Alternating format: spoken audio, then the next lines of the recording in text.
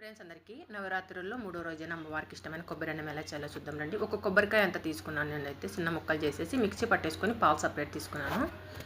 ఇప్పుడు కుక్కర్లోకి ఒక glass rice వేసేసి కడిగి ఒక అర్ధగంట నానిన తర్వాత ఈ కొబ్బరి పాలన్నీ 2 గ్లాసులకు తక్కువ వచ్చినాయి కదా, కొన్ని నీళ్ళు వేసేసి కొద్దిగా ఉప్పు ఆవు నెయ్యి స్పూన్ వేసేసుకొని కుక్కర్కి మూత పెట్టేసి స్టవ్ మీద పెట్టేసి ఒక విజిల్ వచ్చి కొద్దిగా ఆవిరి కుడికించుకుంటే అన్నం పలుకులుగా సరిపోతుంది. చూడండి బాగా వచ్చేసింది కదా. ఇప్పుడు స్టవ్ మీద ఎల్పాటి కడాయి పెట్టేసుకొని ఆవు నెయ్యి స్పూను, మంచి నూనె స్పూను, జీలకర్ర ఆవాలు, పప్పు దినుసులు, మిరియాలు స్పూన్ వేసుకొని అవి వేగాక జీడిపప్పు పలుకులు కూడా వేసేసి ఎండుమిర్చి, పచ్చిమిర్చి అవి బాగా వేగాక కరివేపాకు వేసుకొని ముందుగా తురిమి పెట్టుకున్న కొబ్బరి అంతా వేసేసుకొని అది వేగాక కొద్దిగా ఇంగువ పొడి వేసేసి కొద్దిగా మగ్గిన తర్వాత అన్నం రెడీ చేసి పెట్టుకున్నది ఉంది కదా, అదంతా వేసేసుకొని కలిపేసుకుంటే అమ్మవారికి ఇష్టమైన కొబ్బరి అన్నం రెడీ. అమ్మకు నైవేద్యంగా సమర్పించి మనం ప్రసాదంగా తీసుకోవచ్చు. Thank you for watching. Bye bye అందరికీ.